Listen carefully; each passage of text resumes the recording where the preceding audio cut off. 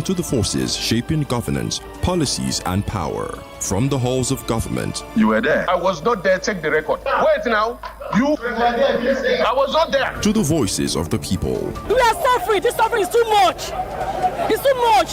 Look at the students. There's no job. They finish school. There's no job for them. We analyze the undercurrents, expose the intrigues, and break down the narratives that define our democracy. Dr. Tony Olisa Mbeki delivering razor-sharp analysis, and Ebuka Franklin and Chisom on the question wheel, driving the conversation. We bring you the most compelling discussions on governance, policies, and power plays. Stay informed, stay engaged, stay ahead. The Polity, every weekdays at 9:15 a.m. Exclusive on Udala 104.7 FM Onitsha.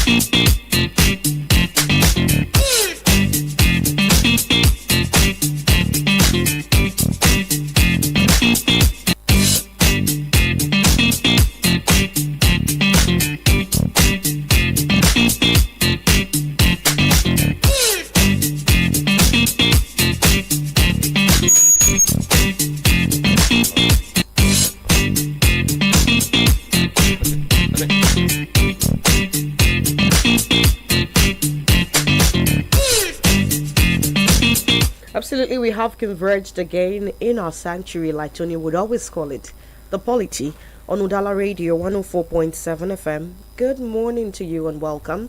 My name is Chisom Chinedu. Franklin Ebuka is here from the other side of the pitch, playing the fence. Good morning, Franklin. Yes, good morning. And if you call me a tigress this very morning, I will gladly answer you because our tigress they secured the fifth Afro title, and of course we are glad that they haven't. And coincidentally, it happens to be women who have been doing us proud. So more power to women. And I'm talking about the other side. I must say good morning to everyone, listening to this very morning. And of course, it happens to be another, should I say, cloudy morning. Because waking up this very morning to check the weather forecast as released by NIMET, it shows that we are going to have 3 days of 3 days of rain, and already this very morning has already started in some places, but in some places it's already cloudy. So for you, because why I keep on talking about this very weather forecast is that weather forecast helps you to plan yourself and at the same time know how to survive if you are in the riverine area. Was not yesterday being Sunday. I think it was yesterday being Sunday that we got to see that there was rainfall in Niger State, and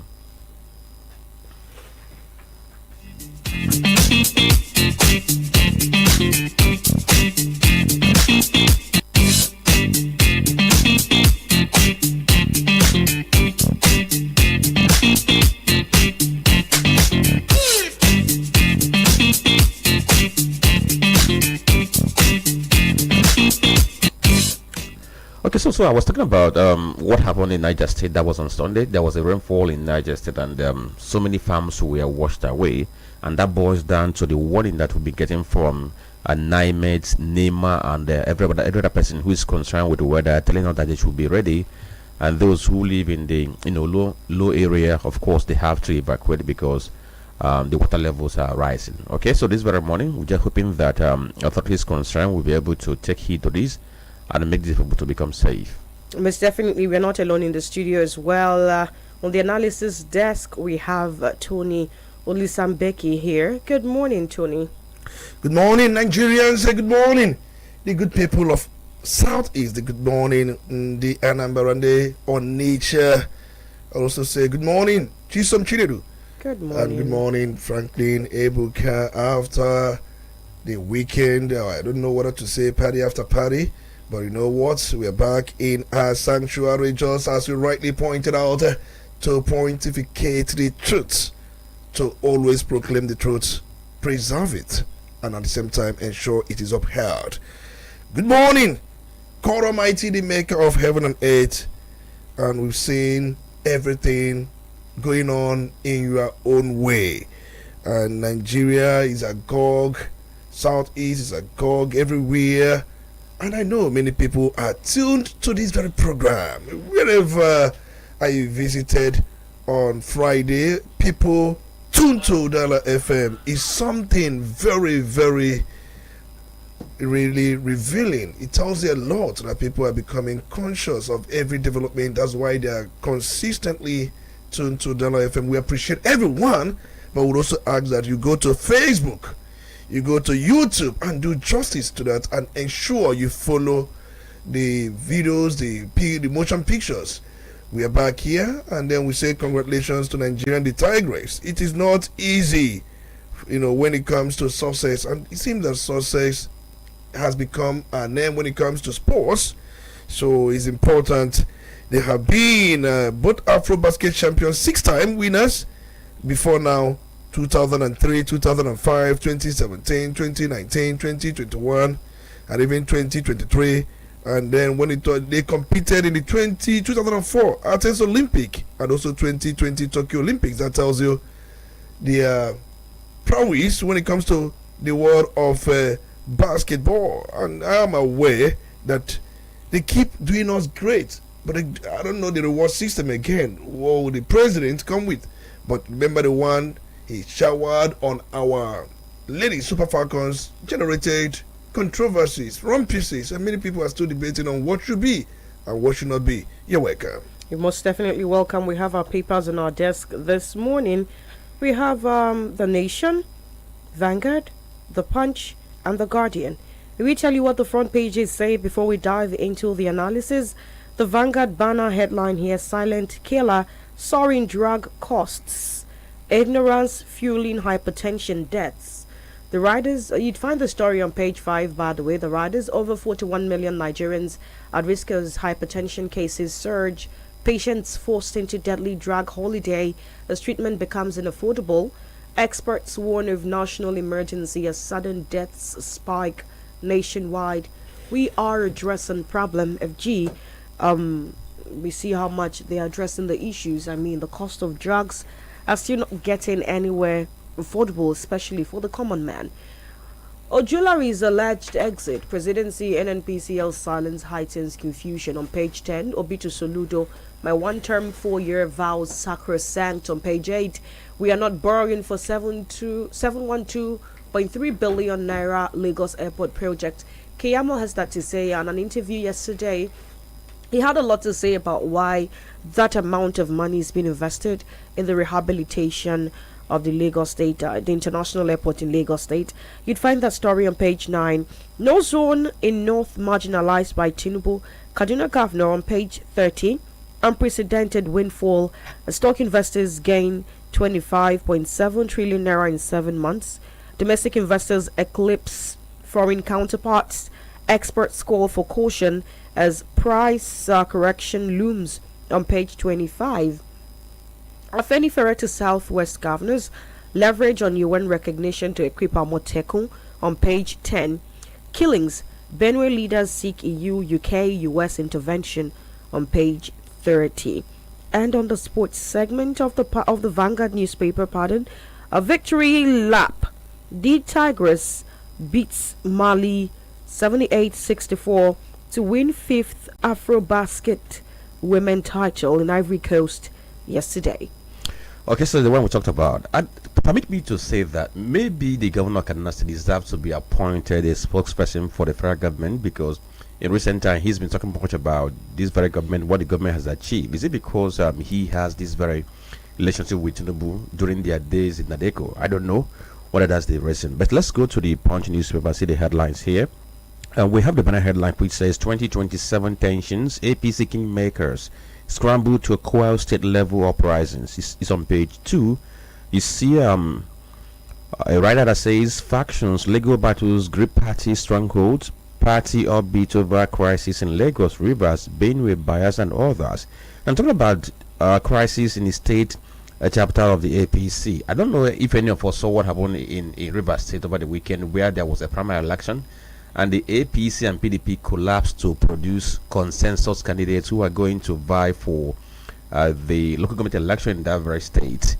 I don't know what is happening. It's like Wike has laid a precedence for politics in Nigeria where, two parties, ruling party and the opposition party can, coalesce and then between one, we having something in common.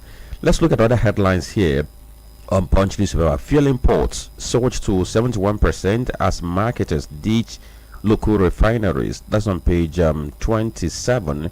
I don't know whether it's a market war between marketers and Dangote refinery. Why Dangote refinery should be producing petrol here in Nigeria, but they prefer to import into the country.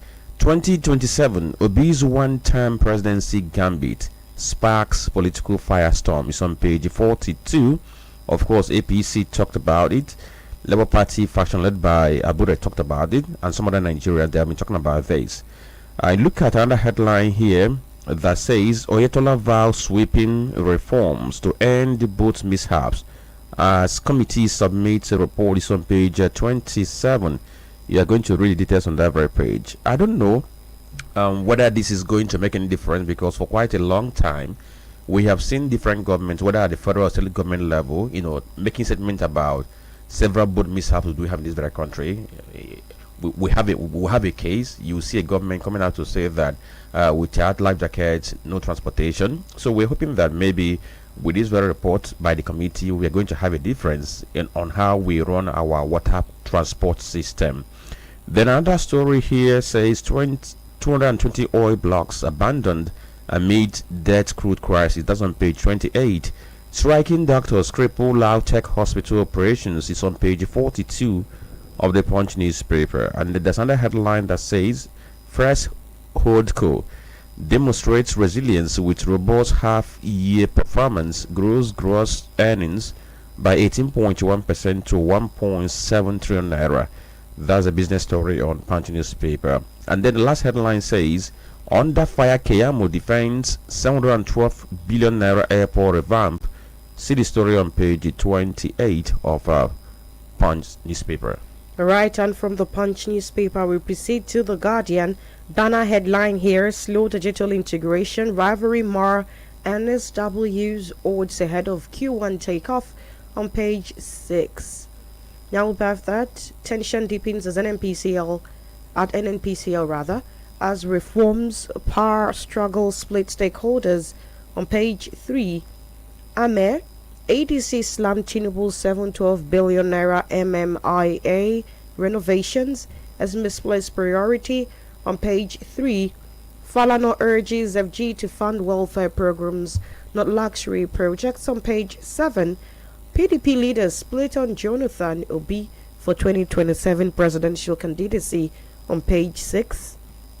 Again, Nigeria rules Africa as the Tigress, clinched 5th Afrobasket crown, on page 2. Anglican's kick as England elects lesbian van as Archbishop, on page 5. NUC worries over professional bodies overreach, seeks harmonized accreditation system, on page 8. And on page 7, finally, NMA raises alarm over unsafe doctors' quarters at Lagos hospital 2 years after elevator incident, on page 7. Do we still have that place unfixed? It cost the life of a young lady last I checked. So let me put the question back to you.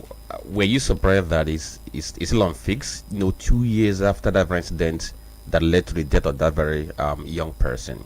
It's just like a mark of what we have been known for. We talk too much. We speak all manner of English, but when it comes to walking the talk, nobody does that. And that tells you the level of decay we have in our system, where nobody seems to be, or nobody wants to be accountable for the office the person occupies. It's a big shame. Of course. Then we look at the front page of the Nation newspaper. We'll have the banner headline that says federal government 712 billion naira upgrade will turn MMIA into world class. Lagos Airport to become West Africa's hub after remodeling 2 years. We're talking about Murtala Mohammed International Airport in Lagos. Of course, Festus Keyamo, the minister, was on TV yesterday where he talked about this, because when the amount of money was announced, people said it's too humongous just to remodel a terminal. But he's been trying to justify what the government is doing. Then, and the headline says, Anioma State as the 6th Southeast state. You can see that very story on the Nation newspaper. And the other headline says, Oyetola moves against frequent boat accidents. He has a rider, maritime police on the way. We have maritime police already, so the question is, what have they been doing? Olubado in council to declare Ibadan's 2 vacant today is on page 5 of the Nation newspaper. And of course, if you look at above the nameplate of the Nation newspaper, you see the headline, which was also captured by the Punch. It's about First Holdco demonstrates resilience with robust half-year performance, grows gross earnings by 18.1% to 1.7 trillion. This seems like a sponsor story. You know that First Holdco has been in this very news about one incident, and they'll be trying to clear its name. Perhaps that's why it keeps sponsoring stories to make it to the pages of national newspapers. And these are the headlines we have this very morning on these dailies. And of course, we are starting the conversation today from home, and starting from that report. I think it's not on the front page, but I'm going to take it from one of the major dailies, right? I'm going to take it from the Vanguard newspaper. Now, this particular one didn't make it to the front pages, like I said, but the headline is Obitu Soludo, my one-term 4-year vow sacrosanct. The writers list. It's on the headline on Vanguard. Oh, yeah, he's okay, there. yes, Yeah, it's on the there. Vanguard, yes. Lists JFK Mandela as models. I'm going to start off the conversation by reading out some of the things that Obi has said, as captured by Vanguard, then proceed to playing the voice note of what Soludo said that supposedly elicited this response. Tony, I use the word supposedly because in context, they might necessarily not be saying the same thing. Two ideas, similar ideas, but I mean, I'm leaving you to be the judge. But for now, the presidential candidate of the Labour Party LP in the 2023 elections, Mr. Peter Obi, has reiterated his commitment to serving a single 4-year term if elected president in 2027. Obi's tweet on his X handle yesterday appears to be a veiled response to the Anambra State Governor, or to the jibe by the Anambra State Governor, Chukwuma Soludo. Soludo had mocked Obi's one-term single-term pledge at a recent public event with the Anambra State Governor, saying any politician promising to serve only one term when the Constitution recognized his right to seek and enjoy 2 terms needed to be examined by a psychiatrist. Now, I'm going to read Obi's tweets. The first, he said, one of the greatest American presidents, Abraham Lincoln, served only 4 years, yet his legacy endures as a model of principled leadership. Another iconic figure, John F. Kennedy, did not even complete a full term, yet his vision and ideals continue to inspire generations. In Africa, Nelson Mandela, revered globally as a symbol of justice and reconciliation, chose to serve only one term as president of South Africa despite immense public pressure to stay longer. His decision was a deliberate act of leadership, a statement that power must serve the people, not the self. Indeed, history shows that the longer many African leaders remain in power, the more likely they are to be corrupted by it. Longevity in office is not a mark of success. Rather, it is purposeful, accountable service, however brief, that defines true statesmanship. It is within this context that I reiterate my vow. I will serve only one term of 4 years if elected president, and that vow is sacrosanct. I saw the comments of the likes of Aisha Yusufu, who retweeted and also said that this is something that Peter Obi has always held close to his heart and has always said to people within his caucus since even his campaign for the 2023 elections. And some other persons in the obedience circle had the same thing to say. But word on the street is that this is in response to something Soludo said. And I'd also like to point out that Obi's statement about one term didn't start this weekend. when the move about ADC came about, he also did say that if only he'll be given a chance to go for one term, park and go back to the north. But I'm going to play the video or the audio of the said statement by Governor Soludo. Then we take it from there, Tony. And so here we go.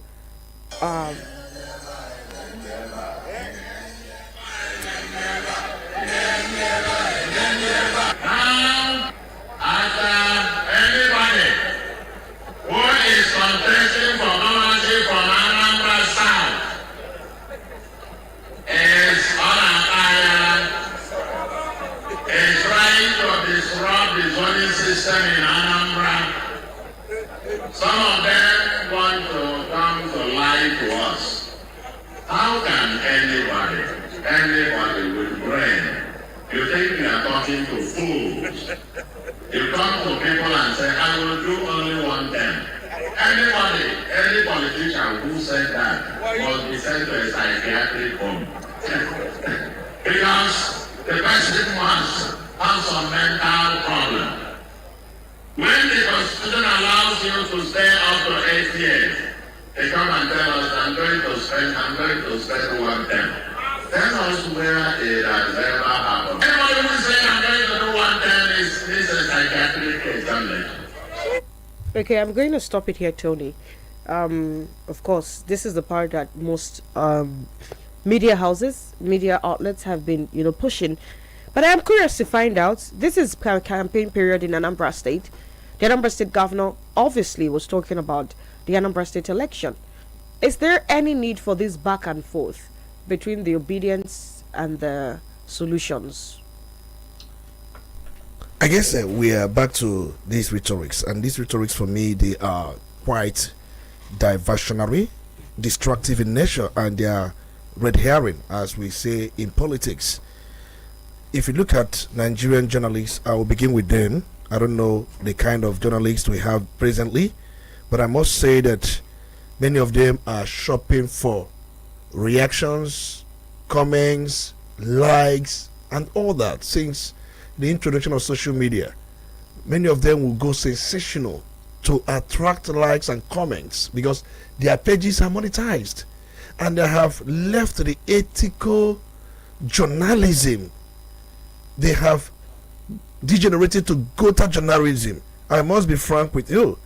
It's important that we always be alert whenever these sensationalist propagandists and at the same time gutter press theatrics, journalistic demagoguery, and also scandal-mongering reportage or factually bankrupt sensationalism.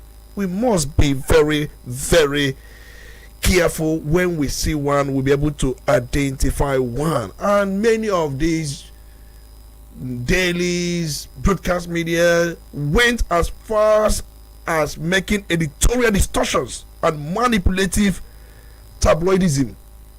Is important. You may ask, why am I sounding this way? What really transpired was not what they reported. They made inflammatory pseudo-journalism, ethically compromised reportage, and emotionally charged media falsities and public opinion engineering via disinformation. That's what they came up with. If I had not listened to this video, or if I had not seen it before now, I will quickly dance to this gonzo yellow journalism.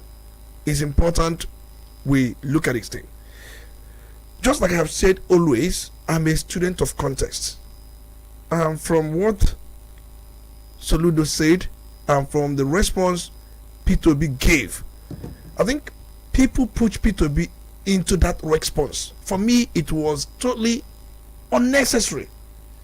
First, from what you played out now, and from what I listened to, it's important that we understand that the rally was somewhere at Ekulobe, right? Yes, Ekulobe. During the Anambra South endorsement rally of the All Progressives Grand Alliance. That was where the statement was made. And now, what was the statement made? Where the governor was referring to his rivals who come from the same Anambra South, who were promising one term. And then he went further to make such statements saying that, do they think they are talking to fools? Do they think that that they are mentally deranged or something of that nature? At what point was he talking to Obi? There are times people would always want to bring Obi and Soludo to what we call a logjam. There are people who are so much not just into such negative craftiness. I don't know why. The last we saw, they tried to always make it look like Soludo is fighting Obi. That is what they are after. And they go as far as painting it with all manner of brushes to spin such narrative. That is one. And secondly, because this did not start today, we saw when the president came, Soludo made a statement. The same set of people attributed it against Obi. Now, they did not leave those who are campaigning, who have said that they will serve for one term. Virtually, all the candidates coming from South. You want me to name them? The candidate of ADC, the candidate of Labour Party, and many of them who are coming from Anambra South. They have all said publicly they will go for one term. And these people did not relate that statement credited to Soludo. They did not link it to these people who have come out to say one term. Is Obi campaigning for governorship election in Anambra State? He is not campaigning for governorship election, for crying out loud. And the rally in question was governorship endorsement rally. Obi is seeking to vie for the office of the President of the Federal Republic of Nigeria, which is distinct from the seat of governor here in Anambra State. But there are those who want to generate comments, and when they do this, our so-called media, I'm talking about traditional media, we sink into such gutter narrative with social media influencers and social media propellers. So for context sake, from what I listened, Soludo was referring to his rivals, those who are coming from Anambra South, because he was having that rally at Anambra's, South, and he referred to them that they can't fool the people. Even where the statements he made, these things are political statements. We are in campaign period, and you will see his opponent. They will go and make their own statements. They can also deride. In fact, they have said many things against him because this is the period for politics, and these things are politics. But not Obi and Soludo. Both of them are not on the same page yet politically. One is a member of ABGA. One is a member of Labour Party, as we also know, but also a member of the coalition. These things must be clearly defined so we understand where we are coming from. So we can't just dance with the people who are just trying to create chaos where there is none.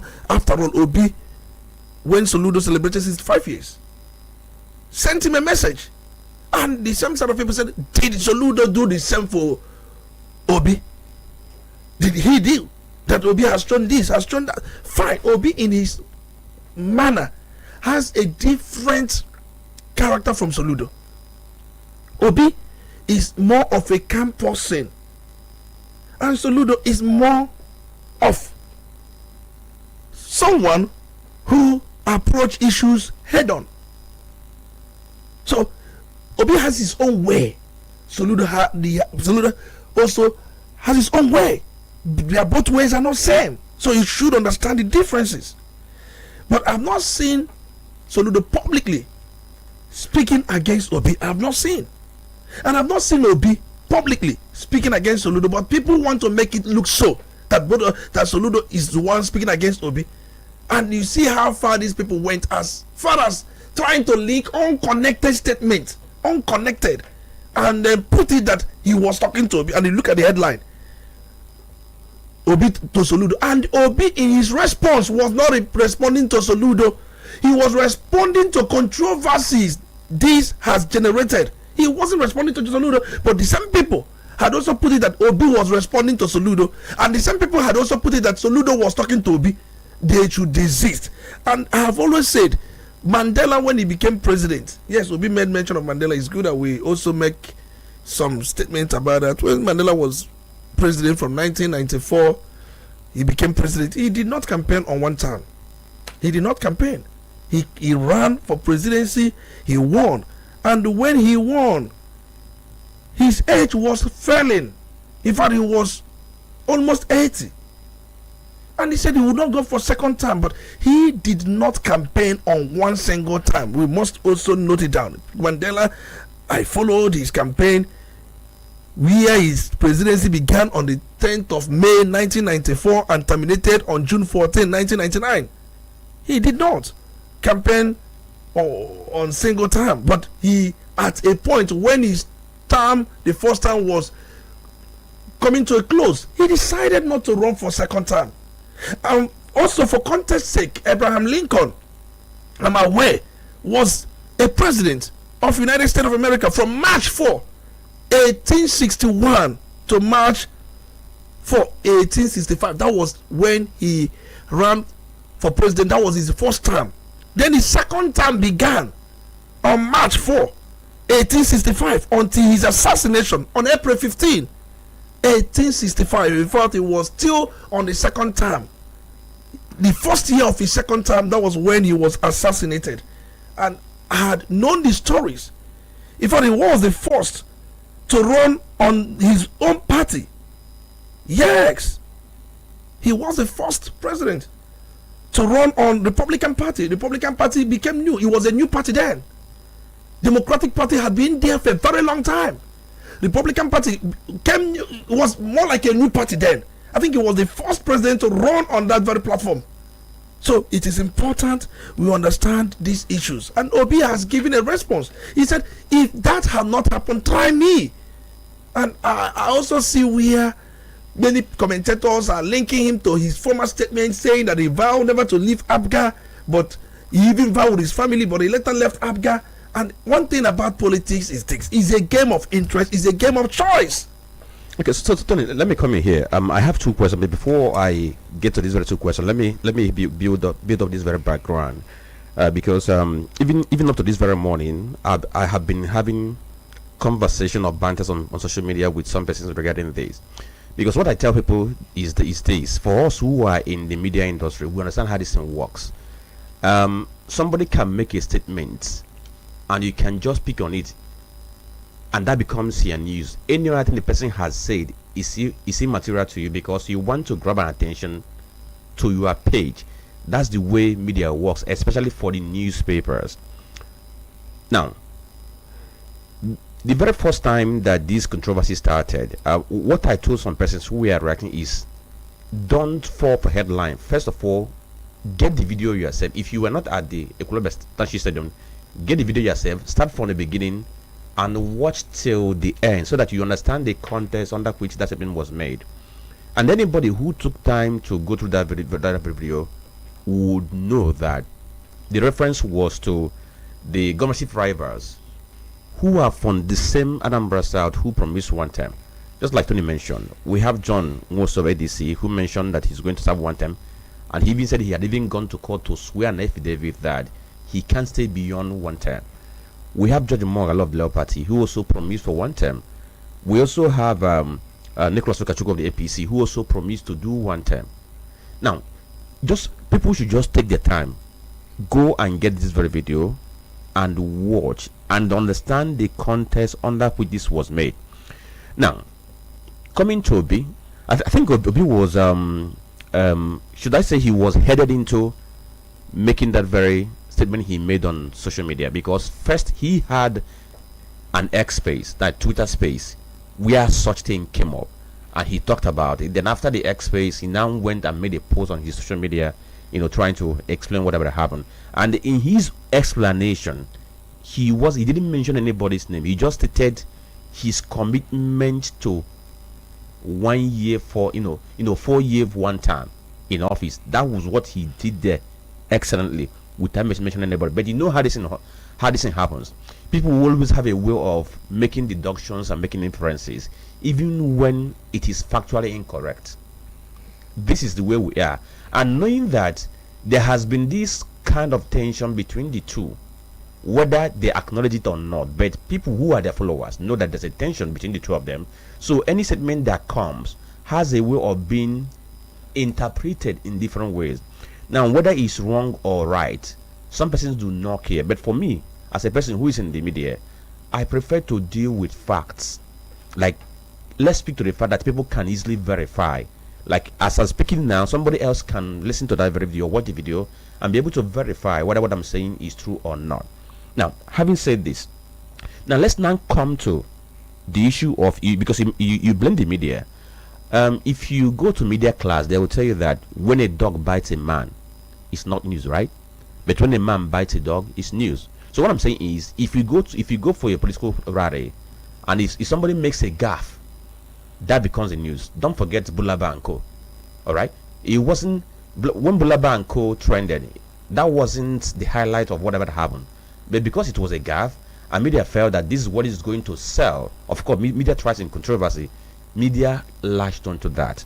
So, Tony, would you blame the media for trying to grab attention to their job, which is why they are in this very business? Would you blame the media, or would you blame people who do not plan their speech? You know, they want to make speech extempore, and in the course of doing that, maybe being out of frenzy, out of excitement, you know, they go ahead to make statement that could be thrown overboard. Then second question is, that statement that Mr. Governor made, saying that anybody promising one term supposed to go for psychiatric test, is that decent enough? Now, he asked two questions, and then one thing we must know is that in this game, we must call a spade, and I've always championed the idea of calling a spade. I have to blame the media. They follow the social media trend. They must find a way to distinguish themselves from social media. People who are on social media influencers, these are more like amateurs. In professional football, you can't compare yourself with someone who is an amateur. Then the amateurs tend to grab all the bags. Apparently, you wouldn't also blame the media for trying to, would I call it, drive the traffic? You know, headline is to grab attention. Exactly. Now, when you use a headline to grab attention, it's now the duty of the people to go and read the body of the story. Now, the issue. Actually, the headline we started with eventually did split everything in the body. Let me put it this way. Look at the very headline. I don't know the paper. Vanguard. You say Soludo to Obi. That is wrong headline. Very wrong. No matter how you try to change it, put it, or it is totally indefensible. You cannot defend it. Was Soludo talking to Obi? But a media house on their own decided to lie to people. See, we must separate disinformation from trying to grab a catchy headline. You must separate the two. They are not the same. This one is disinformation. There is difference between misinformation and disinformation. Disinformation is more dangerous when you have an intention to distort facts with. Mocks Obi's one-term promise, says he needs psychiatric examination. That is disinformation again. Look, and if you look around, this is coming from a national newspaper. Disinformation. Okay. See, these people have gone to the level of social media errats. That's what it is. I totally understand what you're saying to right? Social media errats. That's what they do, and they have started copying them. Let's round off on this conversation. So Franklin asked you a question.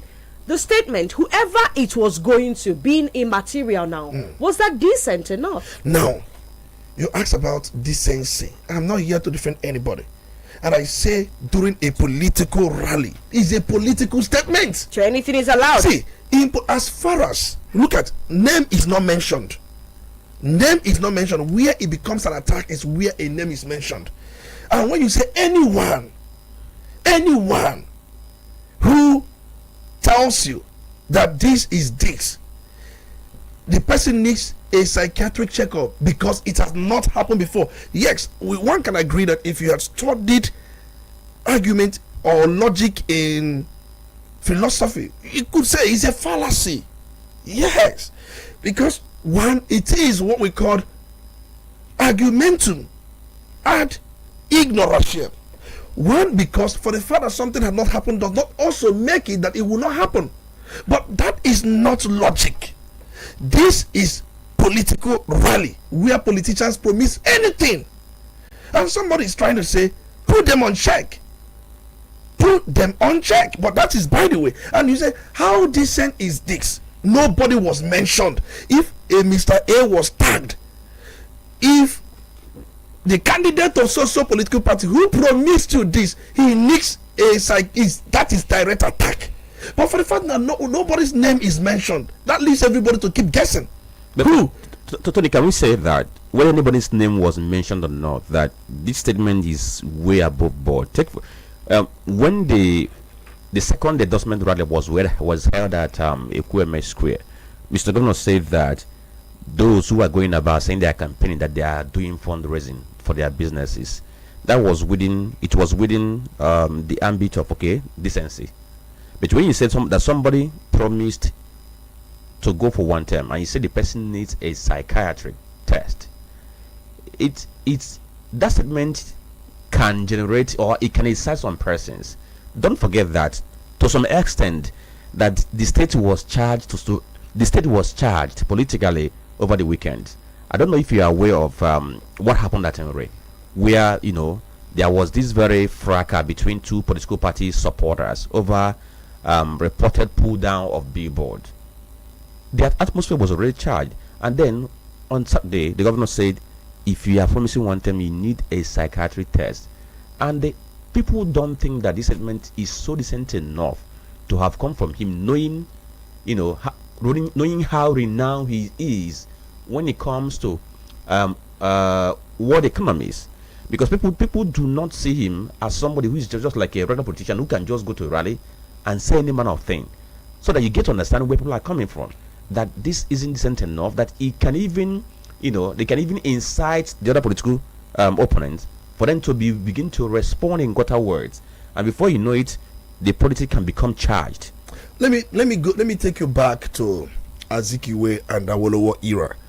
Most times we must be good students of history for us to know where we are. And I do say here, I've listened to Winston Churchill, I've listened to Abraham Lincoln, I've listened to Donald Trump. They have made far more statement than the one you are saying. Is it decent enough? Check Donald Trump's statement. We are not using him as a case study anyway. But check the prominent politicians in the world. In Nigeria, if you're asked to name some of them, you name Zik, right? You name Awolowo, right? Fine. In United Kingdom, if you're asked to name one, you will name Winston Churchill, right? And even Margaret Thatcher. If you go to United States of America, if you're asked to name one or two, you may name likes of Abraham Lincoln, and at the same time, even likes of Bill Clinton and so many of them. And I can put it to you, they have made similar statements, and nobody at that period now starts saying how decent or non-decent. Let me give you some of the statements made by Awolowo. Let me begin with that of Awolowo. I'll come back to that of Zik.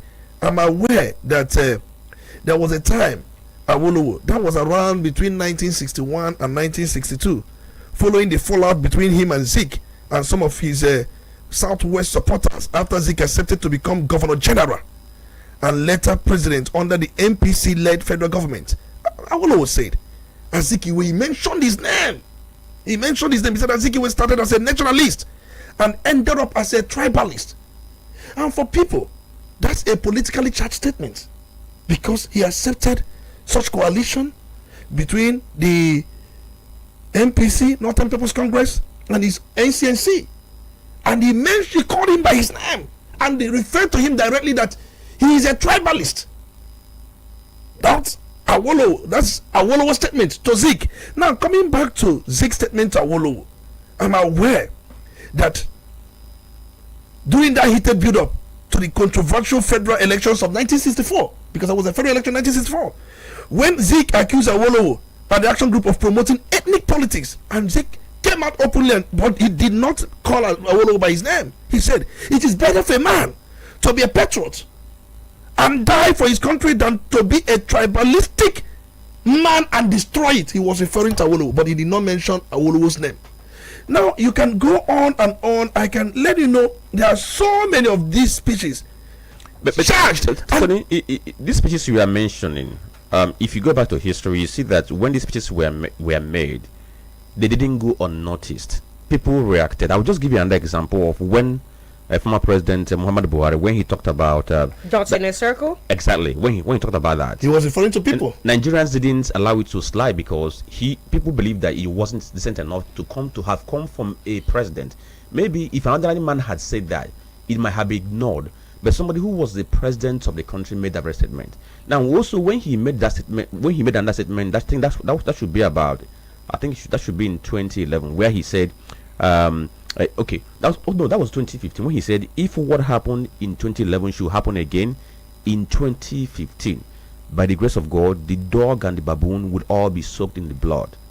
And there are several other statements that had been made. Is it the ones that Onanuga had made? And people have been reacting, saying that these things are not listed on the law because these people are people who are in authority. You are in government and you are descending to a level that nobody should encourage. So can we say that that statement was overboard? That if Mr. Governor goes for another rally, he should find a way, that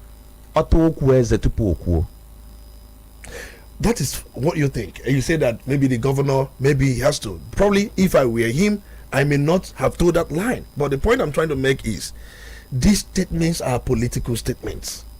And for the fact that it is not directed, or it is not for any reason directed at anybody by name mentioned, Obi may not go this way. Soludo has his own style of politics, and Obi has his own style of politics. And my concern is, I still think that we know the truth here, because many politicians have promised a lot of things and they ended up not fulfilling what they have promised. And if somebody comes and say, you need a psychiatric examination for you to come out and tell me this again, how bad is the statement? This thing you have told me, you've not done it, and you are coming back to tell me again the same thing you've not done, you've not fulfilled. And then I put it to you that you may need a psychiatric examination because you keep repeating the same thing you're not doing. The truth is this: we know politics, and just like I was actually mentioning, in fact, we see much more than this during the Labour and the Conservative members in the House of Commons. We see more of this. We totally need to round off on this conversation already, so we can go. Let me say this. If Obi happens to be the one who made this very statement, there will be no media frenzy. There will be clapping. Yes, let's be honest. If P2B, if you want me to dig, I may even dig a similar statement he had made in the past. If you were the one that made this very statement, there will be no media or this media frenzy. You will see many people clapping for him. I bet anybody to call in and tell me if he would have said the same thing if it were Obi who made that very statement. Okay. Let's be honest. These are political statements. Attend to some commercials. When we come back, we would have to go to other matters. Yesterday, Keyamo tried to defend 712 billion for the rehabilitation of the Murtala Mohammed International Airport, and some other matters on our desk this morning. Do stay.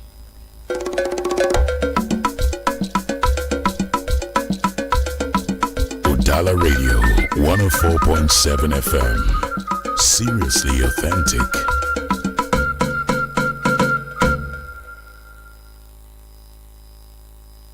Quality bread, Wendy's bread, for your family breakfast. Wendy's bread, I'll pack it on the yellow. Wendy's bread, mama papa they like Wendy's bread, not kitchen and do.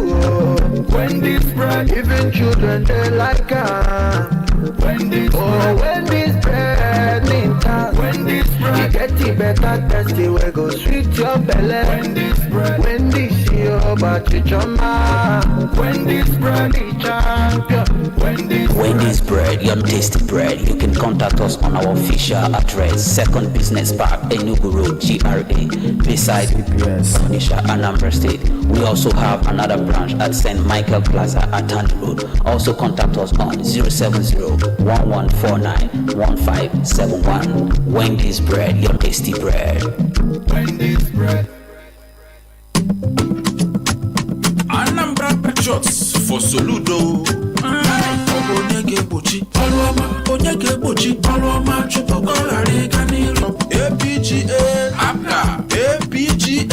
APGA ndị Anambra gakwanụ ntị o unu ekwekwana ka ewere unu wee gbochie ọrụ ọma Chukwu nna Chichas Soludo wee na-arụ na Anambra steeti. Unu makwa na anyụkọ mamịrị ọnụ ọkpụ ụfụfụ ngwa bịakọtanụ n'igwe ka anyị kwado nwanne anyị nwoke bụ Chukwu ma Chichas Soludo. Unu afụghị ihe niile ọ na-eme na mbara dị iche iche site na Anambra North, South to Central. Na-ekwu okporo ụzọ niile nke ọrụgo, na-ekwu ụlọ akwụkwọ nke ọ na-emepe, na-ekwu hospital nke ọrụgo. Unu afụgonụ ka ụmụ nwaanyị anyị si wee na-amụ nwa n'udo free of charge. Ụmụ akwụkwọ wee na-agụ akwụkwọ n'efu. Ihe a niile ya na ihe ndị ọzọ ka Chukwuma Chichas Soludo na-eme na Anambra steeti. A na-ekuzi maka New Government House nke ekwuru okwu ya kemgbe 1991, ya bụ 34 years na ya na Soludo arụgharịghị ya. Kedu maka New Solution Fund City? Nwanne m Soludo nọ n'ọrụ. Ndị Anambra ọrụ ọma ama ngwụkwa agụ bịanụ n'igwe ka anyị kwado nwanne anyị nwoke bụ Chukwuma Chichas Soludo. Anambra Patriots for Soludo.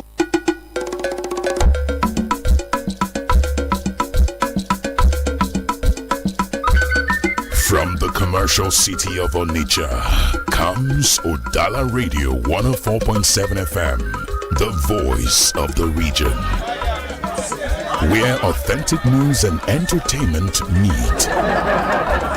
Udala Radio 104.7 FM, seriously authentic. You're listening to The Polity. Get involved now.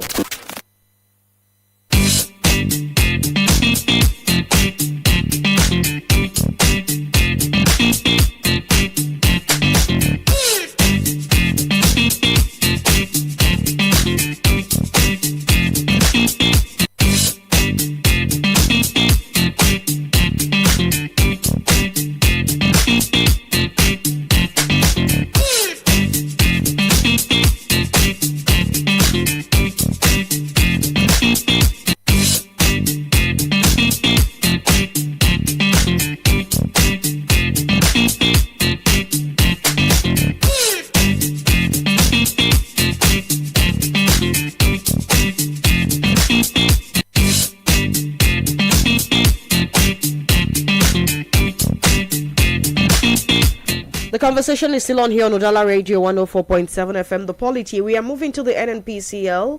Of course, Ojulari's alleged exit presidency, NNPCL silence heightens confusion. Tony, we are learning that nothing concrete has been said about Ojulari's supposed voluntary resignation. I saw a report that alleged that he said that he voluntarily resigned, and every story that is being carried around concerning some supposed abduction and forced resignation are untrue. But the big question is, why are we not getting clarity yet on the situation of things with the management of the NNPCL? If you ask why are we not getting clarity, everything about NNPCL is shrouded in secrecy. In fact, I don't blame those who have called that very organization a secret organization. So it's important we understand that there had never been time they have come out in the open to let Nigerians know what have been transpiring within their own conclave. It's more like a conclave, and you're asking if or why there are things that have not been let out. I'm aware that different online media sources claim that Ojulari was pressured into signing a resignation letter. Remember, Ojulari is the group managing director of Nigerian National Petroleum Company Limited, and we are told that with operatives from the EFCC and the DSS reportedly overseeing the operation late at night in what was described by some as a civilian kill, but insiders painted a dramatic picture involving possible abduction and coercion linked to a $21 million corruption scandal. But there have been official deniers anyway, and then clarifications. But I'm aware that the presidency officially denied Ojulari's removal, and the presidency has stated that the reports were false and rubbish. And there is a presidency source that insisted that he had not resigned and dismissed claims of EFCC or DSS involvement. And Ojulari, in his own rebuttal, labeled a forced resignation narrative a Nollywood trailer. He has come out to say that it was a Nollywood trailer, insisting that he resigned voluntarily on his own terms after consultations with higher authorities with their threats or abduction. But now there seems to be two confusing statements. Presidency is claiming he had not resigned, that nobody forced him into resignation. Do we have any official statement now from the presidency, saying that he hasn't resigned? Because before we came into this very studio, I've searched to see a rebuttal from the presidency or from Ojulari. I had seen none. I had searched to statement from the police, the AFCC or DSS that would have mentioned in this whole saga. I've seen none, and that's why people are having confusion on why we are in this state. Because people are saying, if you go to the NNPCL, there is a corporate communication department that responds to every concerns. Up to now, has not spoken. The presidency have the likes of Daniel Boala, you have the likes of Bayon Anuga, who responds to everything with a split seconds. In fact, I know Onanuga, between yesterday and this very morning, he has responded to the statement which was made by Peter Obi regarding his 1-year term. But we have not heard anything from him regarding this. I think Sunday Dabre has replied. Sunday Dabre, remember, is one of the spokespersons is one of the spokespersons of the presidency. And then there was a response he gave to Daily Post. He told Daily Post, not true. He was specifically referring, because Daily Post posed a question if Ojulari has resigned, and then Sunday Dabre replied, not true. So Ononuga hasn't replied. Boala did not reply, but Sunday Dabre made a statement saying not true. So when Daily Post put such a question to him, so we are now basing this argument on what Sunday Dabre has just said. But remember, Ojulari himself has said that his resignation was voluntary, and then nobody coerced him into that. But I'm just trying to say that there were confusing statements. If Ojulari could say that he voluntarily resigned, and Sunday Dabre saying not true, that he hasn't resigned, and there was no involvement of DSS or EFCC, who then do we believe? I think I will better go with the one Ojulari said. But Ojulari also pointed out that he was not forced into any resignation. But we know in our own climb, there is no way somebody will resign without being forced to resign. Let's be honest. Take it away. See, we know most times you have to do image laundering. You have to manage the media of your principal. And the best way to do that will be what these people are telling us now. When Ganduje resigned, we are told that he resigned as a result of health-related issues. We have seen Ganduje moving around all this while. So many of us were curious to ask. We thought that he could be hospitalized, but there was no such thing. So it was more like trying to dish out this for people to take. And it has been one thing about Nigeria media space. Whatever that is dished out, people take it up. And now all of a sudden, how can somebody in that position as the MD and the CEO, the group managing director of NNPC Limited, all of a sudden resign, say that I wasn't forced? You must be talking to a kid. And if I now put it, probably if he says so, he may need psychiatric re-examination. No, but that's true. Let's be real. Let's face, if you want to call a spade, you have to come this way. If he is telling me, if Ojulari is telling me that he was not forced to resign, he may be talking to a small child, or probably he may need a psychiatric re-examination. Because I know there's no way he can just voluntarily on his own. It's not possible, let's be honest. Okay, so we haven't heard much about what's playing that now, but from what is out there in the media space, there are some exclusivity out there. And from this very report, they are saying that what is happening to Ojulari is that people in the presidency are concerned that he has this very relationship with one Bashiru Haske, who happens to be an in-law to Atiku Abubakar. he's married to Atiku Abubakar's daughter. And from the story we had, this very Husky, under past GMDs of NNPCL, he was having contract under them. But when, that was under Baru, yes, my county Baru. He was having contract under my county Baru, good contract. But after Baru, left off, I think that Baru died. After he died, then under Kiari stopped that very contract. He wasn't getting juicy contracts he used to get. But when Ojulari came in, because he has had relationship with this very Husky, right from when he was with Shell and Co. So he decided to re-establish that very friendship, and he's been giving him contract. But people who are within the presidency felt that this is an indirect way to fund their rival for the next election, and that's where the pressure is coming for him to be disengaged, so that they cannot be funding the enemy. This is what is out there in some media spaces that if you want to dig deep to find out, but we haven't gotten any confirmation either from Ojulari or from Mr. President or from the presidency to authenticate what is already there. You just pointed it out earlier now, and then I will also give just little clarification to what you've just said.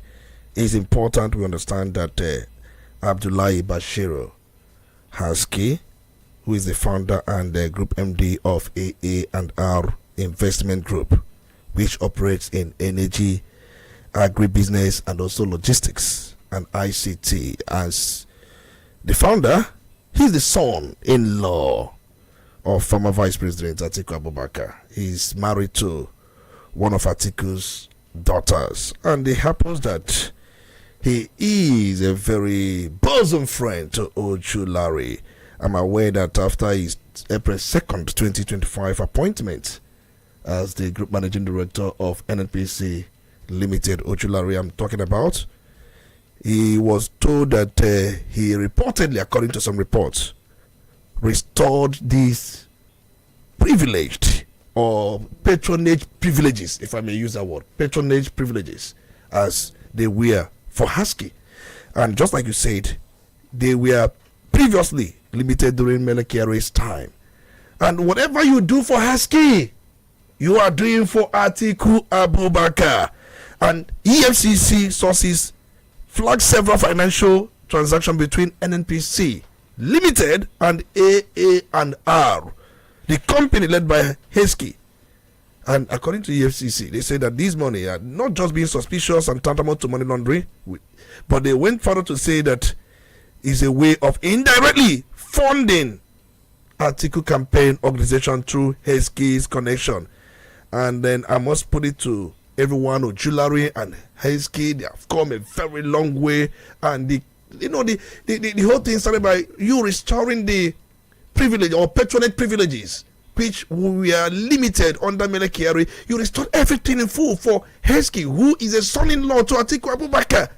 And you've been, according to the monies that have gone or exchanged between these two parties, is enough to start even entire mobilization for Atiku. So he was forced to resign as a way of trying to ensure that Atiku Abubakar is not funded. In fact, it will be one of the appointment mistake, according to some sources, that President Bola Ahmed Tinubu has made. And now the same Ojulari is trying to tell me nobody forced him, he was voluntary resignation. Ojulari, if he tells me that, he may need psychiatric re-examination. But that's the truth. We are here trying to expose some of these things now. And sometimes it is not all about the statement whether it's decent, it's not decent. It's all about being vocal and calling a spade a spade. That is what it is. All right. Let's go over to FAN. Sorry, aviation sector.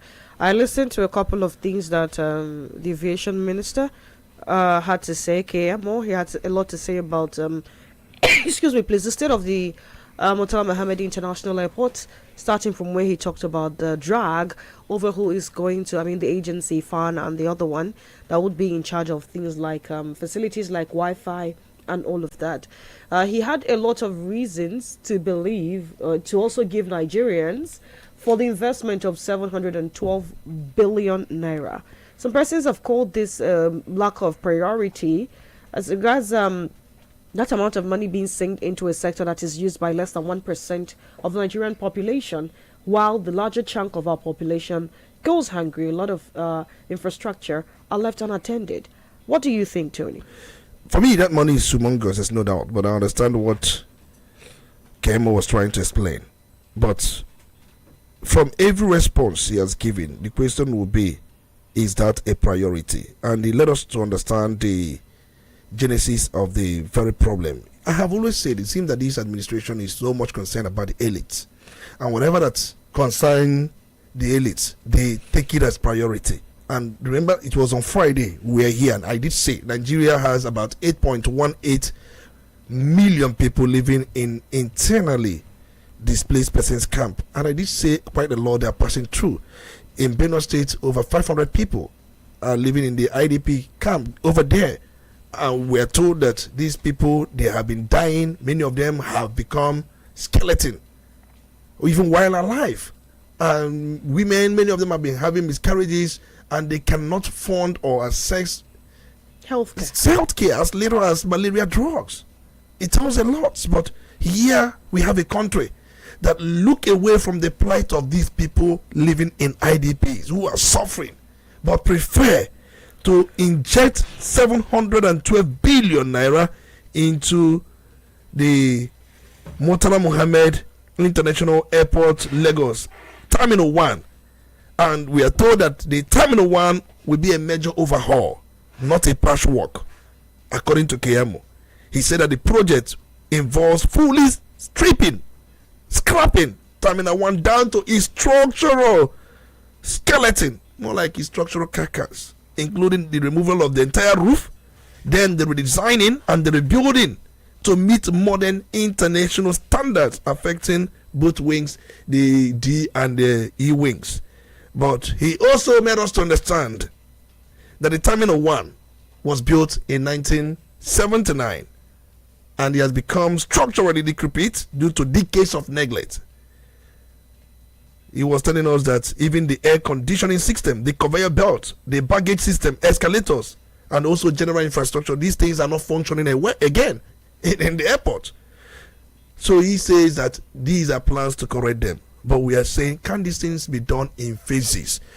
I don't know what it could be in phases, but the major approval is 712 billion. I don't know how the money will be released, but it's going to be a contract that will be awarded to a company that will oversee all those things, and they will be doing those projects, and the money will be remitted in stages. But the question is, which one? If you look at these two things, you having 8.18 million people living in internally displaced persons camp, and the idea of trying to relocate them, reintegrate them, and make them to have a better life, and the idea of injecting 712 billion into Murtala Mohammed Airport Terminal 1, which I know it is still functioning, just that some of the things there are not maintained, just like it has always been in Nigeria, lack of maintenance culture. Which one do you think is a priority if you were to be the president? You have to answer this question. But for me, I think the humanitarian one, the people living in these camps, they need to get them resettled. They need them to reintegrate them into the society. They need to make them to be productive. They need to make them to also add to the economy. For me, it should be a priority. But the presidency says that, yes, they are doing things in that regard, but not much anyway. But they feel that they have to do this one to meet international standards. So, different priorities for different people, but they have done what they have done. And this is not the first time. We are talking about the coastal superhighway and some other projects that commands humongous amount of money. And I keep asking, can we get our priority right? Most governments in the world, they center on welfareism. They don't joke with the welfare of the citizenry. They center on the welfare of the people ahead of infrastructure. Infrastructure is part of the welfare in a way, but it is at the lower ladder of the welfare.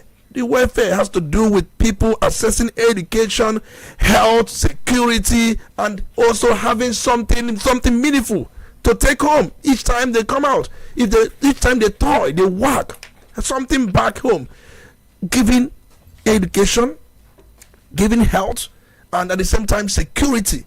These three things measure up as the welfare, and coming back home each time they go out for work with something. So most countries in the world measure or tag their priority in that line.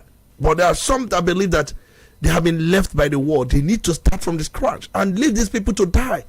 We have a humanitarian crisis in Nigeria, there's no doubt. The poverty capital of the world, there's no doubt. Who made it so? Leadership. It didn't start with this regime. It didn't start with President Bola Ahmed Tinubu. But I was actually listening to the banter between the endorsement by the former, I think, 9th Senate and 9th National Assembly. They endorsed President Bola Ahmed Tinubu in the North. It was something that Bajabemila put together. And then the communique issued at the end of that endorsement was signed by one Shanchange. I was reading the banter. And another group, members of the National Assembly, those who were there in the 7th National Assembly, dissociated themselves from that endorsement of such a forum. Entire former Northern members of the National Assembly, where they endorsed President Bola Ahmed Tinubu, these people dissociated themselves, saying that they were not part of it. That hunger has tripled in the North. That things are really going down haywire, and these people, all they could do is to come up with a media stunt that they have endorsed President Bola Ahmed Tinubu, that they are not authorized to speak for the North. So you saw that splinter group making their own statement, dissociating themselves from the earlier statement made by the one signed by one Chanchagi, and they based their statement based on the agony in the North. That's the problem in the North. But I've always said, your brother was there for 8 good years, and he did not lay any foundation that we in fact circumvent things like this happening. And now probably it could be because of the devaluation of the naira and then the subsidy removal that made the hunger to triple. I understand and say that with the policies of the government, things have gone worse, that they are not part of that endorsement. 2027, we've seen the politics, the leaders or the politicians that are concerned about the next election. They are not concerned about the people. Their thought has always been the next election, and that's exactly what we're seeing.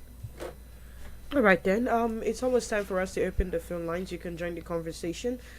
Tony, what you just pointed out is what a lot of Nigerians have to say concerning the amount. I mean, 712 billion, like I said earlier, is a lot. And the big question now is, would all the concerns make any difference? We already know.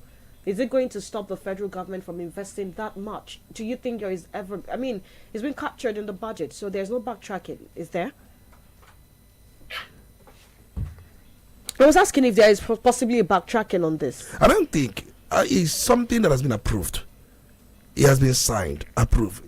KMO was just trying to brief Nigerians on the nature of the approval, the nature of the project, what to expect, when it will be completed, and things like that. Remember, it is in this country that FCT minister renovated a conference center with how much?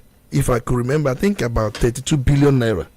Renovated conference center that was built in 1991 in Abuja.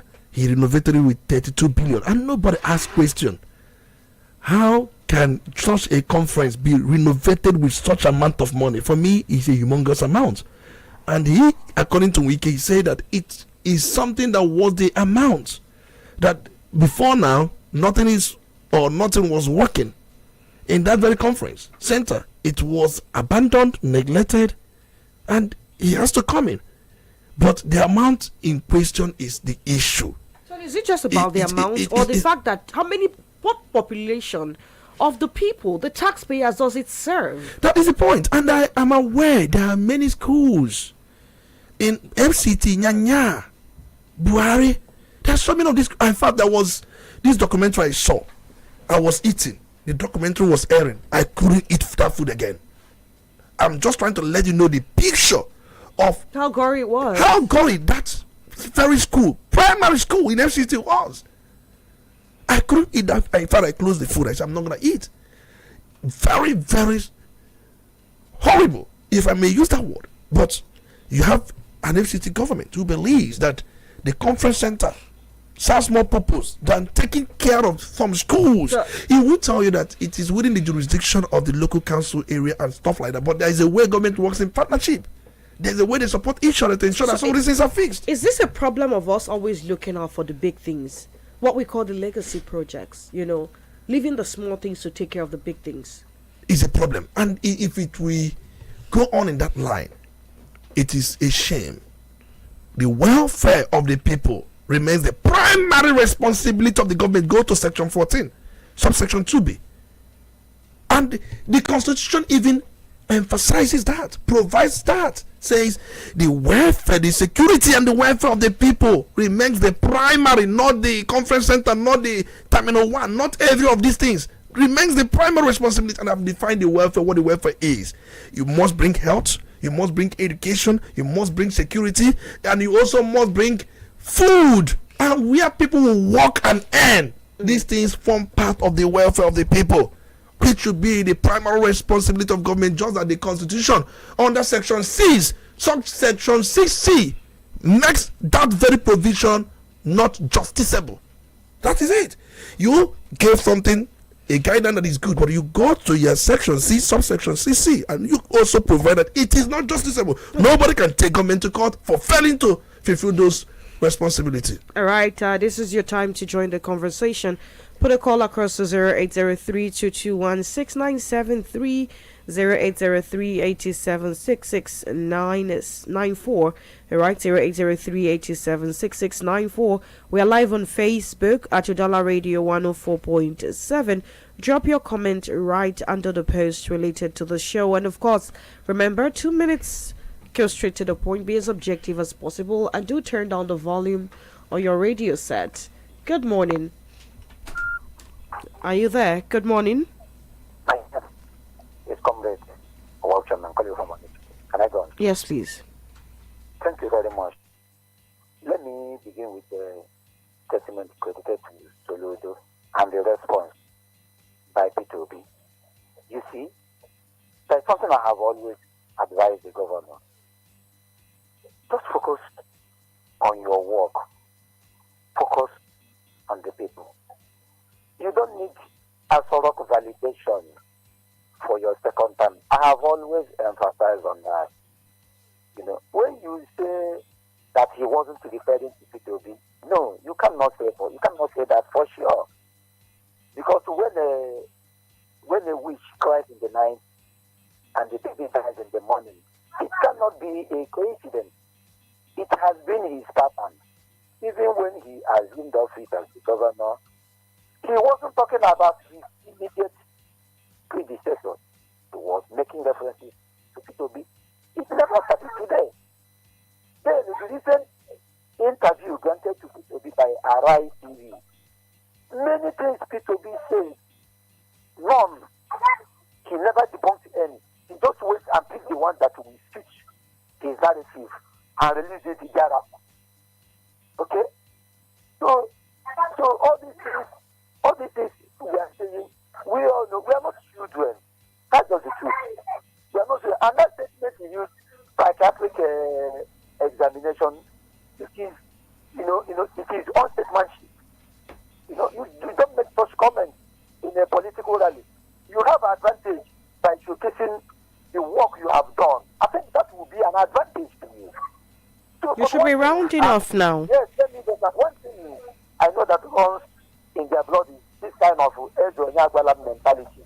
Because people around here have complained that if Ezonyagwala keeping his son, the what they call Ozonna, the way he responds to people on social media proves that the big mentality of Ezonyagwala runs their day. And I don't know that any his political advisor would advise. Okay, just hold on a bit, yes. Because I have to come in at this point in time. This issue of whenever we are having conversation, people begin to make reference to people's families, and I want us to understand that the son of Mr. Governor out there in the UK doing his thing, he's living his life. He's not part of the governance that we have here. He's not the person who is the governor, and people will leave the governance in the state, leave the governor, and begin to attack his son. What is the need of people doing that? And when the guy responds, they say he's this, he's that. And the same, and the same. Let me just round up before you. The truth is this: the governor, the office of the governor is a public office. The statements you make, people read meaning into it. So you don't give people that loophole. Just like I have always emphasized. Your good work can speak to you, can speak for you. Forget about the other person. You are not in the same political cadre. Okay? You are not in the same political cadre. You cannot see. You see this thing. You cannot defend it. It is practically indefensible. And the more you defend it, the more people see you as unserious. All right. Thank you. He is making that reference. Thank you. Referring to P2B. People should know that. Thank you. That is their own opinion. At this point. That's their thoughts. But like Franklin said, it's what you think. In one of his comments, I saw Ozana say, "But I was not elected your governor. Can you please keep your word with your governor? No, that is the and point. let the boy be." And that is the point. The point is every one of us, we are so blind to defend Obi. Let's be honest. Whatever Obi does is very, very good. Morning. That is wrong. I don't belong to that kind of society. Good morning. Dr. Tony. You're welcome. It's good to have you. This is Chidi Chukuma joining you from board this morning. Go ahead, please. Yes, Tony, I totally agree with you that that statement is not targeted at a misatitude. I think the governor has his opponent here in Anambra State, somebody who is absent for 4 years. How can the governor leave that person and start attacking somebody who is gunning for presidential election? P2B is not campaigning for state government at all. How can he leave the man that is challenging him, his opponent here, and start attacking P2B? Anybody that is just trying to push the two heads together, I think that person is. I don't think that he's doing it for the good of Anambra State. How can we join the enemy to destroy our state? People must be very, very careful. I think P2B is right. They want 4 years. That is a shock for somebody of Igbo extraction to get to that seat of the power. And all of us are solidly behind him. So Mr. P2B know what is. I think the governor of Anambra State know what is targeting. It's not targeting at the P2B at all. So people must be very, very careful. Good morning. Good morning. Good morning. Good morning. Good morning. This is Chisom. We're calling from Oka. Go ahead. I think trying to take away the governor from the governor is unjustifiable. The other time, the governor put the resources of the state for our daughter at the International Conference Center. So all of both are connected. Going back to the topic, Toludo said anybody. So you can't blame the media. Even that statement can be used against him tomorrow. We can see some of the statements we can make. He won't leave malaria to go to cancer. Now he's dining with cancer. So that's it. It's unjustifiable. Then going to the topic of 700 billion. Most of that is Keyamu was used to finance the previous administration, so he can't separate it from it. Tony, your own defending being intelligent. You can't model the two together and then referring to the American president. The point people be made is that 4 years can be impactful. The governor can be saying, even if I live today, I have impacted the state. It must be more that I continue. After second tenor now, it's going to third tenor, fourth tenor, just like River State experiencing now. Anambra people should keep focused. Don't let anybody confuse them. Thank you. All right then. 08038276694 08032216973. You can also drop your comment on Facebook. Be as objective as possible. Good morning.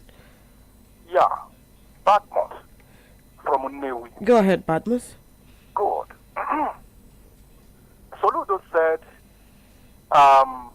any governor from any politician from Nigeria. He did not say Anambra State. So Tony should tell us where the governor said Anambra State. Okay. He is contesting for governor of Anambra State. So why do he say any politician from Nigeria, blah blah blah, should go Badmos, to? did you join this program because we play the voice here? Did we join the program? Did you join the program when we play the voice? Replay it, maybe. Okay. After You have to replay because you joined late, and you want us to replay because you joined late. Now, let me go to the other side. This one is not even important. Now, let me go to the other side. The issue of the person that resigned, or whether he's forcefully or something. You know, Tinubu, the way I'm seeing that man, he's strategic. He's not like Goodluck Jonathan, who allowed his political opponent to use the state resources against him. So Tinubu we are more strategic. He's looking in, finding a way to see anybody who is associated with his political opponent to cripple the wig of any politician who is doing that. So I give him kudos on that aspect, because he's only a politician who is very careful like Tinubu. We look inward and know that someone like this is associating with someone who is in-law to his political opponent and clip his way. So it's kudos to him, and I continue to do this. It's going to be a plus for him, but the only time we tell. Thank you. All right then. Good morning. Good morning, you're on. Can you hear me? Yeah, good morning. Good morning, Mr. Speaker. Good morning, Tony Olisa Mbeki. Yeah, good morning. The voice of Honorable Engineer Frank. I'm calling from Onitsha. Go ahead. Welcome, please. Yeah, thank you very much. Let me talk about the issue between Tito and Soludo. Olisa Mbeki, I think for this topic you are becoming too political. Your statement. Why I say so is because this is not the first time Soludo is saying such a thing. I remember in 2023 he made some comments against Tito. So this is not the first time.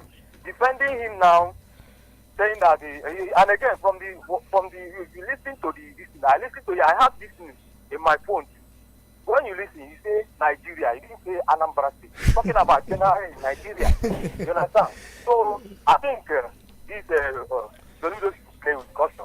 You understand? Knowing that we who voted him in 2013, because of this, we have lost his confidence in him. Because of some of his utterances, we have lost confidence in him. You understand? And because you love P2B. Because you love P2B, and that's why whatever Obi does is good.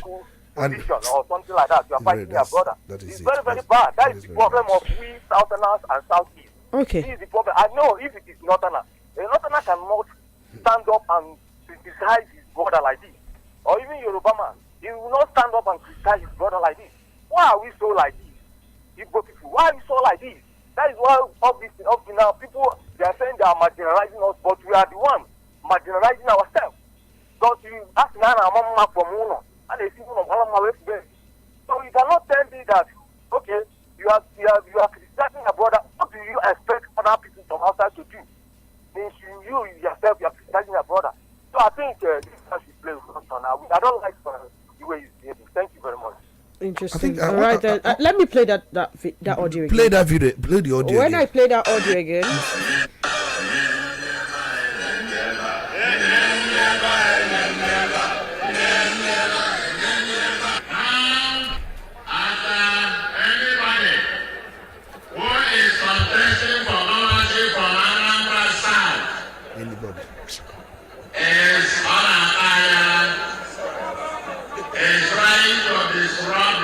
System in Anambra.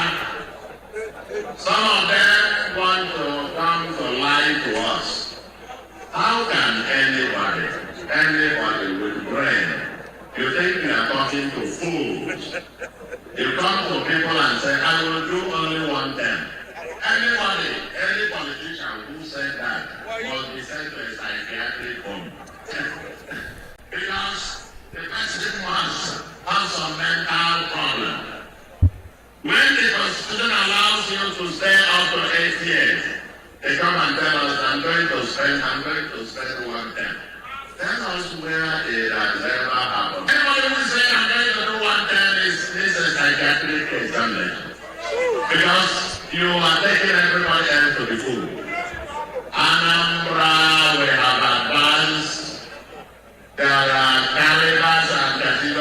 of people that Anambra has since gone much higher.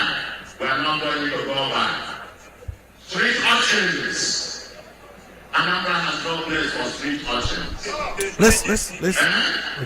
Anambra has no place for street urchins. Members of them whose secondary school certificate are questionable. Because without school cert, they have no school cert. I tell you, some of them have no school cert.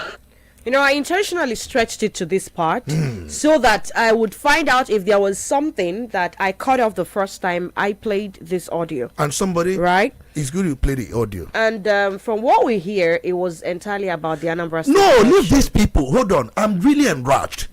So hold on. Tony, Hold on. You know why I'm enraged? You know why I'm enraged? We are so blinded. You know, somebody who, hold on. You cannot. I'm not enraged anyway, but then I'm just being enraged by some statements some people make. Do you think we come here to play every morning and we tell you we're in sanctuary and we are come here to deceive you? That very clip you played now was talking about zoning, Anambra State Guba, and he went further to say issue of you want to come and become governor with school cert, you don't have school cert. How on earth would somebody who, for crying out loud, was breastfed by a mother come out and make such? Okay, Tony, I think at the end of the day, what we see when here, you say this thing, they will say you are biased, you are this, you are that. Why? See, this is the kind of thing Reno Omokri does. I'm being honest, that's the kind of thing. And people have joined. Tomorrow you come and tell me this Reno Omokri, this, because it did not suit you that time. He will twist statement, link it, unconnected statement, link it together, make it to make a kind of whatever narrative he wants to make. And people are doing it. And few people who have called, they are still doing it. Let's take some more calls, right? Good morning. Good morning, Chisom. Good morning. And good morning, the crew. You're welcome. From me, Sebastian Chisom. Go ahead, Sebastian. You have 2 minutes.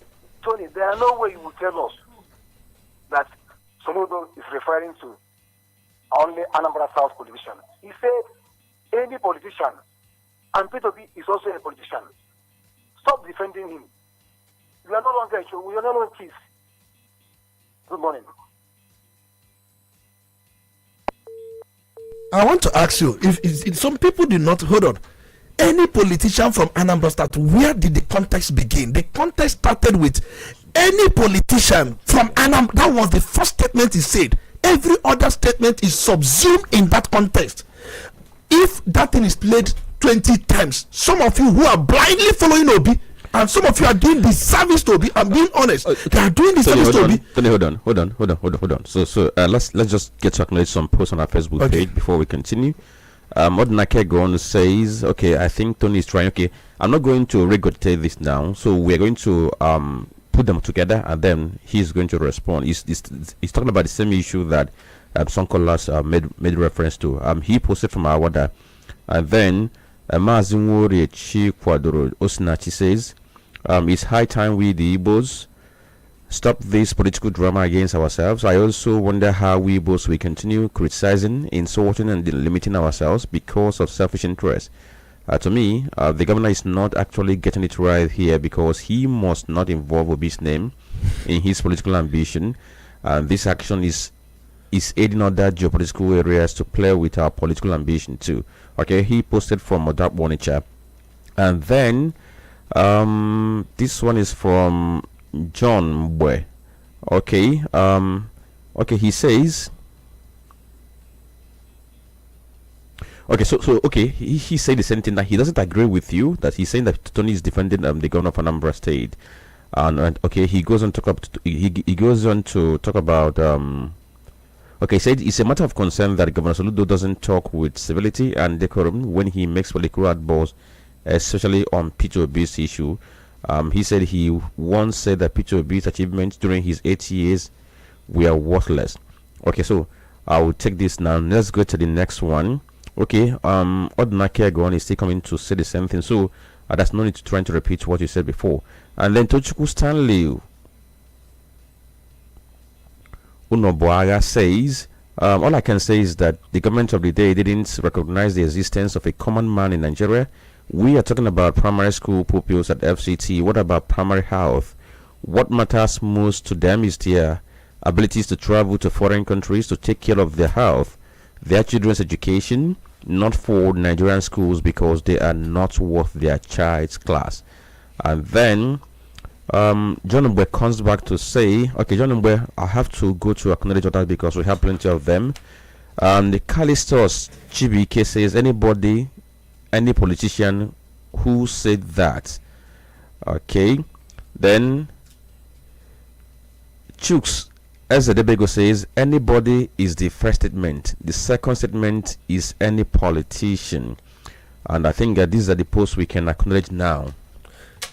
All right, then let's take some more calls. You will do me a service, please. Okay. You know the service you will do for me. Okay, Tony. Please replay that very video. Please help Franklin, me. Let Please me replay. Begin afresh, and let me get the first statement. Hold on.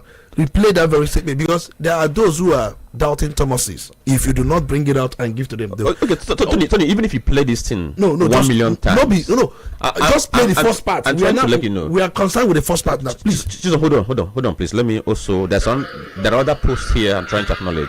Okay, how about we play this first? Okay, now this is the. Allow me to continue. Just hold on. This is from Dr. Mrs. Molebra from Owerri. She says P2B is a man of integrity whose word is his bond. If we continue to be their nightmare, they thought that P2B is like them that speak with two sides of the mouth. 4 years of purposeful leadership is better than 8 years with nothing to show for it.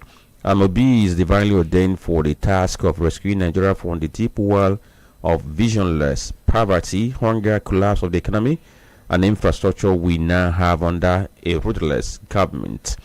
Also, Francis Namani from Amagunza in Enugu State says, I totally agreed with the statement credited to Mr. Obi saying that leadership is not measured by prolonged tenure of office, but rather good governance. Thanks and God bless. Aloy Udochku Ezakuji says, okay, Dr. Tony, you are no longer calling a spade. I'm beginning to see you as a partisan person. Okay. And according to him, that you struggle to defend what you were saying. Then Mazizubi Madreke from Aro Oboreni Nabase says, okay, Benue Elder seek EU, UK, US intervention. Nigeria is a failed state if she cannot stop the uprising within. Okay. The second part of the audio says anybody, any politician. That's beginning with the first, because in English you must start with the first context, and the first context subsumes every other context because you are still. All right, then I'll do that briefly, please.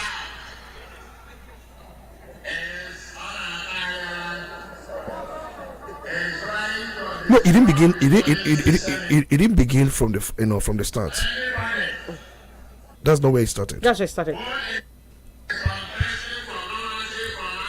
Hold on. Anybody who is contesting for the governorship of Anambra from South, that was his first statement. Continue. The person that Mahara. Hold on.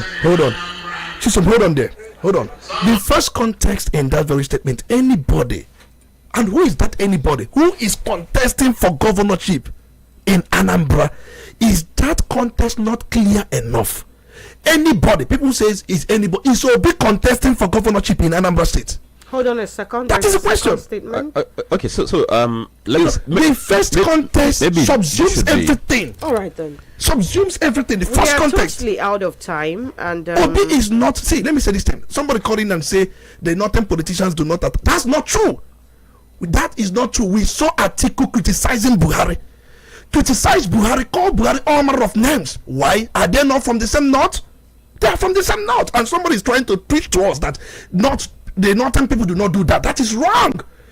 Bola Ahmed Tinubu, when he was coming out, we saw Afenifere, headed by, I think, Fasoranti, who decried him. They called him all sorts of names.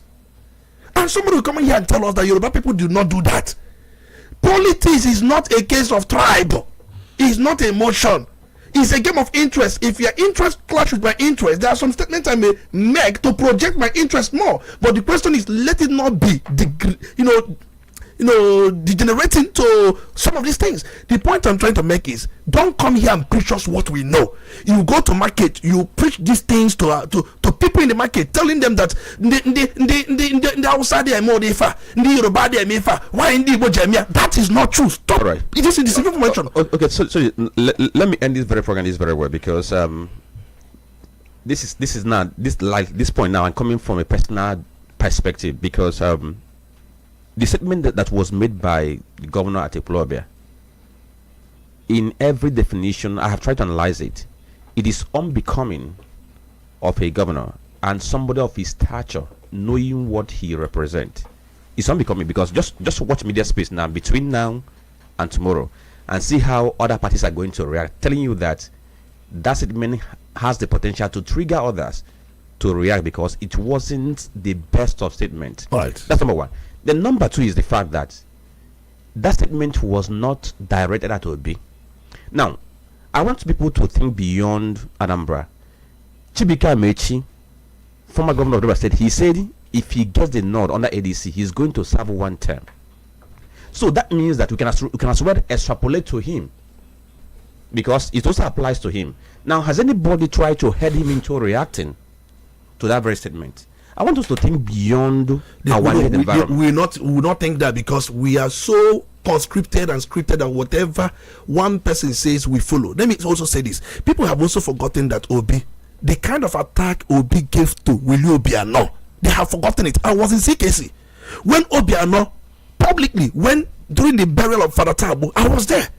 Obiano openly begged Obi, whatever I have done wrong, please, for Mike Ajebo was there. I know many people that were there. If you Google attacks by Obi against Obiano, you will see so many of them. And for people, they will say, oh, Obiano was a governor, he handed over to him. Attack is an attack. See, let's be honest in life. I'm supporting Obi. I'm supporting Soludo. They are our brothers. We will not allow people to make them to be enemy. They will never be enemy. The work of the enemy will never prosper. Two of them will remain friends.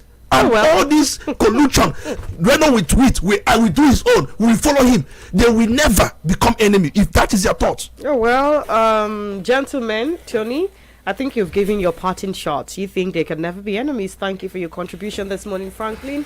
On what note are you leaving us? Well, if you play that very video for 90 tomorrow, many people's mind cannot be changed. We all hear different things at different exactly points. And we have the convictions, we have our biases, but what, like I said, I deal with the facts. I look at things because you know in journalism, that's what they call objective journalism, and that's what they call interpretative or deductive journalism. Somebody makes a statement, you begin to interpret beyond the literal meaning. Deduce and induce. You try to get into the person's mind to know what he's saying, and that is not what journalism teaches you. It tells you, say the way it is, objectivity. In as much as there's no total objectivity, but you make an attempt to be objective. Thank you, Franklin. Well, from my end, I'd like to remind you, not just on this particular subject, a lot of politicians have been pitched against others lately, women against women. And I'd like to let you know that no two politicians are permanent enemies. The only thing permanent is interest, which is you remaining a subject. So you better know what to do with that information. Do with it what you want or not. The Polity will make a return tomorrow, 9:15 down to 11 a.m. Until then, don't forget to do the right thing. It's still Udala Radio 104.7 FM. Good morning.